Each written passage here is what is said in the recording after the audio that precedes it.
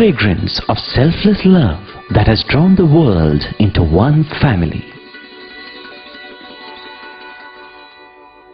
The truth of an eternal message that has been revealed through every act and word. The fulfillment in service that has been taught by relentless sacrifice. The Lord's own life is indeed His message.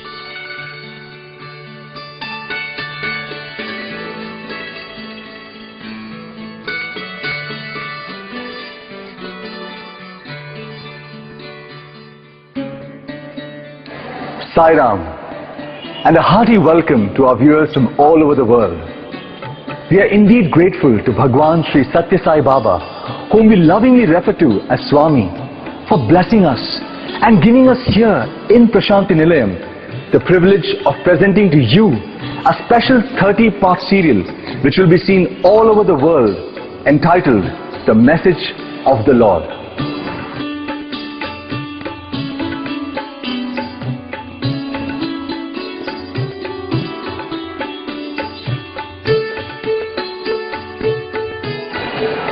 We all love our beloved Swami and never fail to hail him as the perfect embodiment of pure and unsullied love.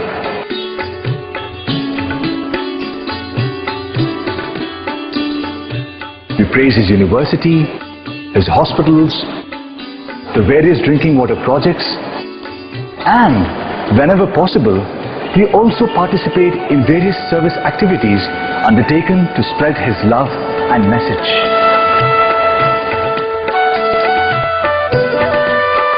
All that is laudable, of course, but how many of us can truly say that we really understand Swami's teaching and what it means to the future of humanity as a whole?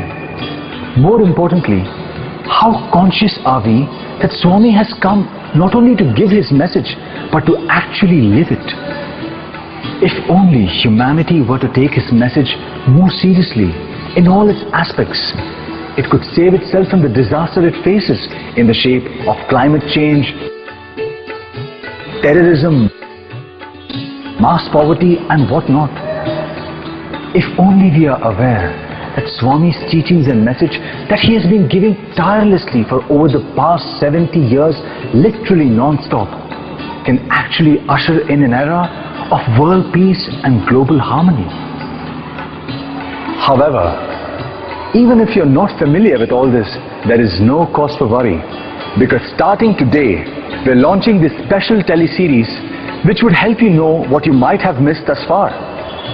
And when we are through with this, we are certain that you will be convinced that Swami's message can truly save us and the whole world at large.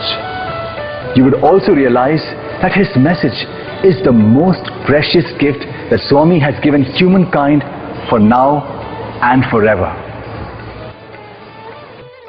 Today is the 20th of October in the year 2010, or as we say in India, 2010.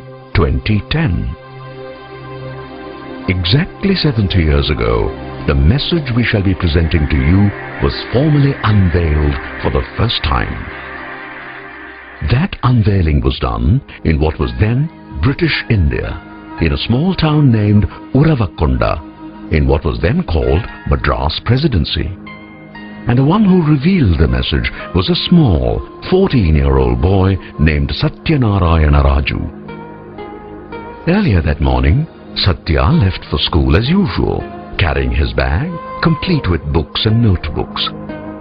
However, after going some distance, he returned, flung his bag aside and announced to his startled elder brother and sister-in-law that he was no longer their Satya and that he was leaving home, family and school for good in order to serve humanity.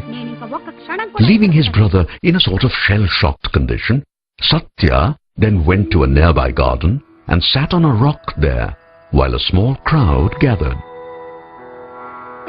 After a while, Satya led the crowd with a small bhajan that we all know, and which of course has not only become justly famous, but also marks the curtain raiser on the Sri Satya Sai avatar, the incarnation of the divine in this Kali age.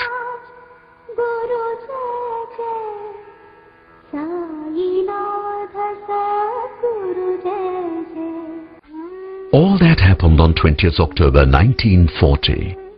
To appreciate the significance of that event, we need to go way back to the year 1926, to the small and little-known hamlet called Puttaparthi.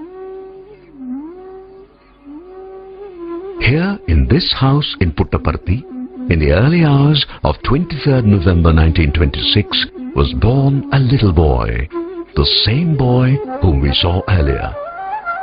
This boy, whose full name was Satyanarayana Raju, was the grandson of one Kondama Raju. His father was Pedda Venkama Raju, while his mother bore the name Ishwaramma.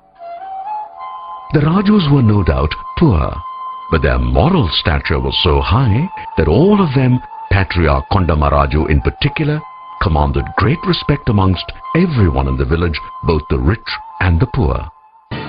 It was clear right from birth that there was something most unusual and extraordinary about young Satya. In age and size, he was just another boy, but in all other respects, he was different. He was mature, far beyond his age, and had a mystical and divine aura about him. Particularly noteworthy was his deep sense of compassion. Poor though his family was, he would readily serve food to the hungry. When his mother said that they barely had enough food for the family, Satya would reply that when the beggar ate, it was the same as him eating the food. Understandably, Ishwaramma was baffled, but she began to sense that Satya was different. As a young lad, Satya gathered boys like himself and formed a bhajan group that not only became the talk of the town, but also evoked great admiration amongst the villagers.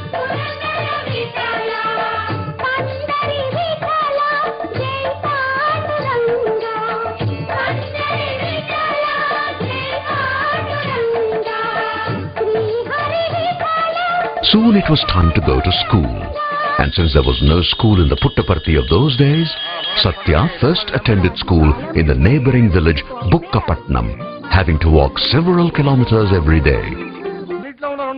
Satya proved to be such a brilliant student that his elder brother, Seshamma Raju, insisted that young Satya come with him to a town called Kamalapuram to study in the school where Seshamma was receiving training to be a teacher. And so Satya went to Kamalapuram to stay with his brother and study in the school there. Life in Kamalapuram was hard, with young Satya being burdened heavily with a lot of household work. His daily chore included bringing drinking water from a distant well, which was the only well that supplied potable water. As in Bukkapatnam, Satya excelled in school, becoming the favorite of both teachers and students as well.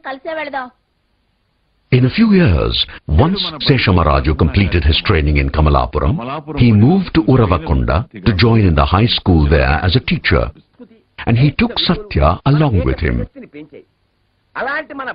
Once again, Satya excelled in school, but early in 1940, he suddenly began to act as if he had lost interest in studies. One thing led to another, and finally, as we saw earlier, on 20th of October 1940, he declared that the world was his home, that humanity was henceforth his family, and that his entire life would henceforth be dedicated to the service of humanity. When news of this reached his parents back home, they both were shocked and rushed immediately to Uravakonda to plead with Satya to change his mind. That, of course, Satya declined to do. But he did agree to return to Puttaparthi and further gave Mother Ishwaramma the word that Puttaparthi would be the permanent headquarters for his mission.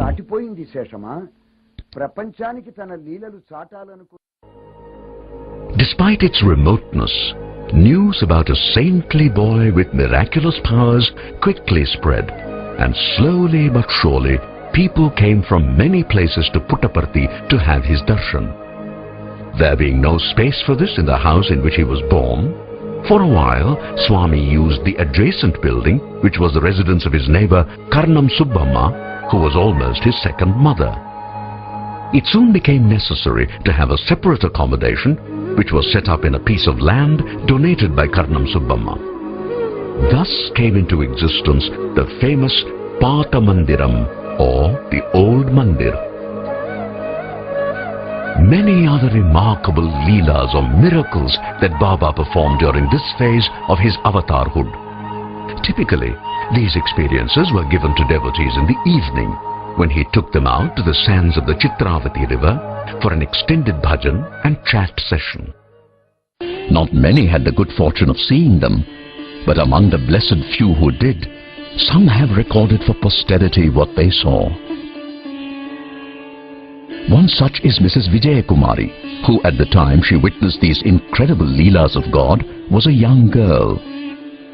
Those leelas made a deep impression on her, and even now, 60 years later, she is able to relive every single one of those precious moments. Here is Mrs. Vijaya Kumari's description of a truly awe-inspiring leela that she witnessed during the Pata Mandiram days. One day in 1947, we went with Swami to the Chitravati river. All of a sudden, he disappeared from our midst. We then heard his voice which said, "I am here on the hill, and I am going to now show you all Surya Darshan, the vision of God as Sun." We began to wonder. It is past 6 in the evening and the sun has already set. And now Swami is saying he would show us the sun. That was when we began to laugh. Just then we began to see a pink light behind Swami. Quickly pink turned into red and we began to feel very hot. The heat made us sweat profusely and was unbearable. At the same time, the scene we saw was beautiful, indeed beyond description.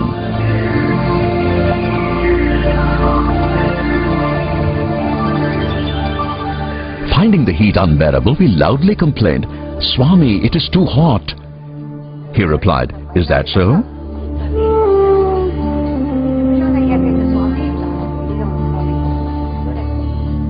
And then slowly the heat began to decrease when Swami suddenly announced, "I am now going to show you the moon." Even as he uttered those words, the sky behind him gradually began to turn silvery white, and the air started to cool rapidly.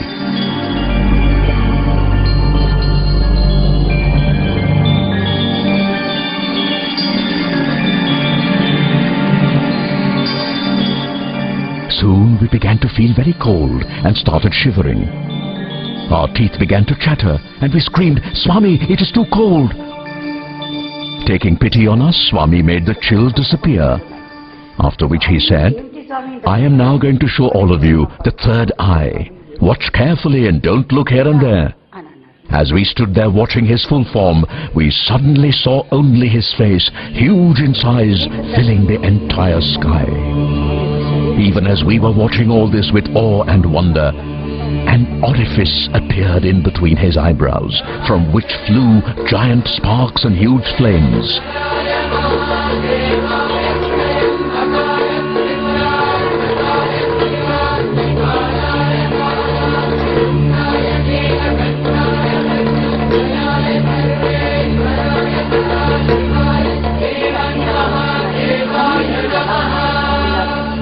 Instead of being lost to this extraordinary spectacle of divine glory, we now became very worried and anxious as we could see only Swami's face. We began to wonder, what has happened to Swami's body? Have the flames harmed Swami? That was the thought uppermost in our minds. Meanwhile, many people fell down and some even fainted, but I did not realize it then. Suddenly, in a flash, the entire spectacle came to an abrupt end. The sky was back to normal as if nothing had ever happened. while Swami was with us on the Chitravati sands. He then asked why some people had fallen down. We said that we did not know the reason.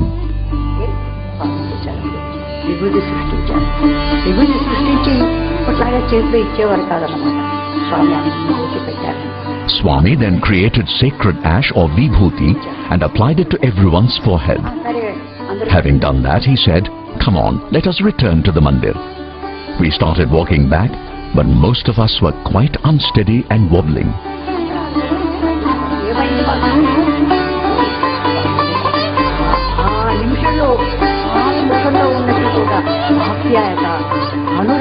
Back in the mandir, with much love, Swami said, "Today I have granted you the blessing of Trinetra Darshan, the vision of the third eye, for which you all have been pining in many previous births. What I have shown you is not even 1,000th of the full glory. And what little I showed made many of you to fall down, unable to bear the power of that sight." That was when some kind of normalcy started returning amongst us.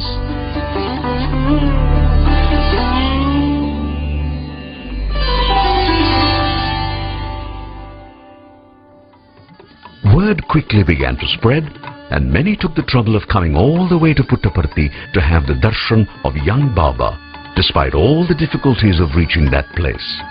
This included some of the elite of big cities like Bangalore, Hyderabad and Madras, now called Chennai. Indeed, even the Maharani of Mysore came several times, although she had to walk across the sands of the Chitravati river, since there was no direct road as yet to Puttaparthi. Not merely that, in response to invitations from these people, Swami started visiting various cities, and thus it is that he went to Madras, Bangalore, Mysore, Hyderabad and the hill station Ooty.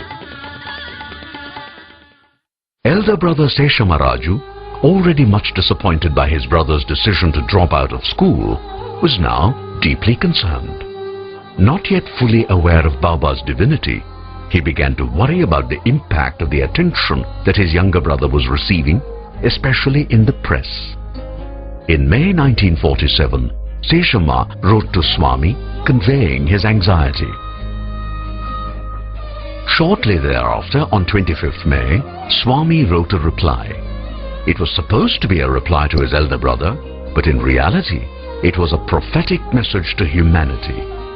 In that letter, Baba says, in part, as the proverb says, "It is only the fruit-laden tree that receives a shower of stone from the passers-by. The good always provoke the bad into calumny.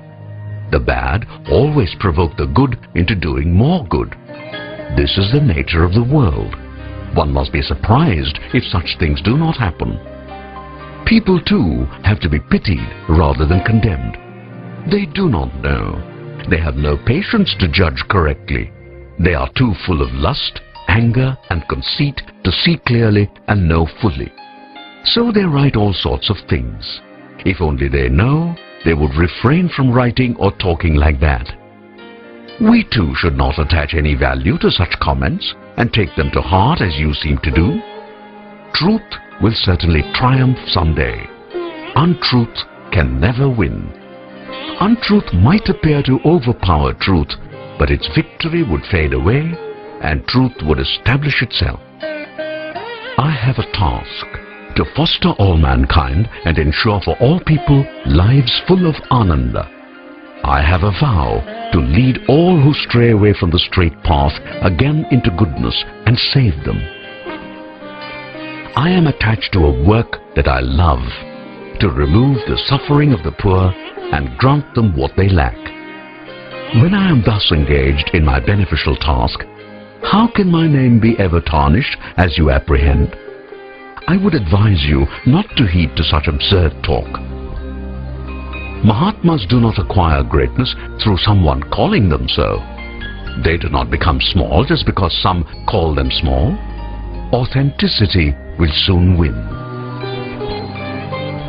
No one can comprehend my glory, whosoever it may be, whatever be the method of inquiry, and no matter how long the attempt. you will yourself see the full glory unfolding in the coming years. Devotees must have patience and forbearance. I am not concerned, nor am I anxious that these facts should be made known. I have no need to write these words.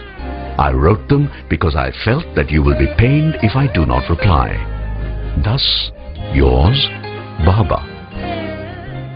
It is important to note the date, 25th May 1947. India was still being ruled by the British.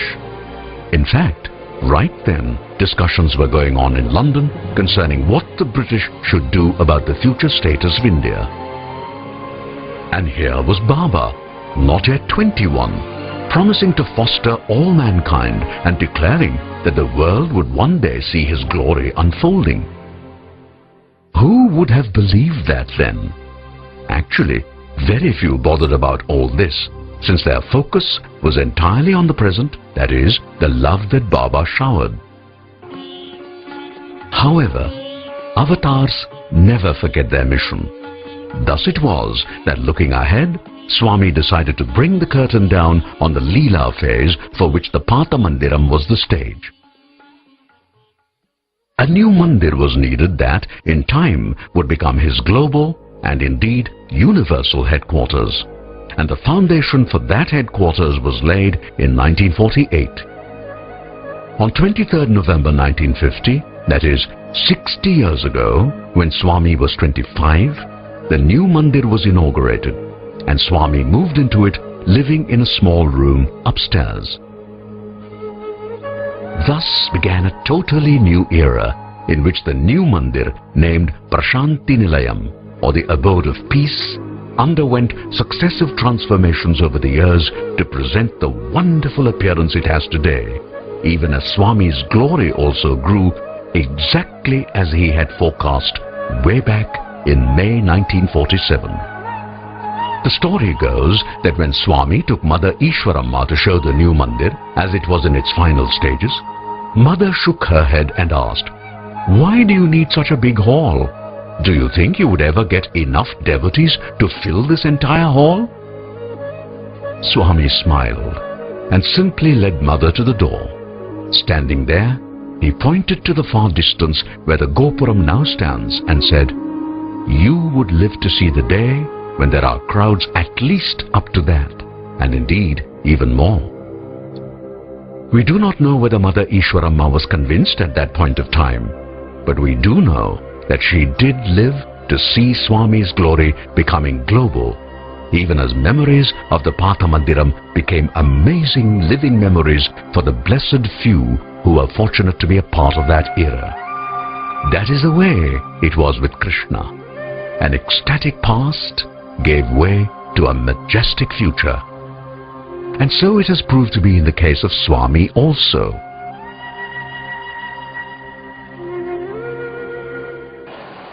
We shall follow up on that part of the story tomorrow in our next episode. Meanwhile, thank you for being with us, and we hope that you enjoyed our presentation. Do join us again tomorrow for the continuation of this serial. Jai Sai Ram.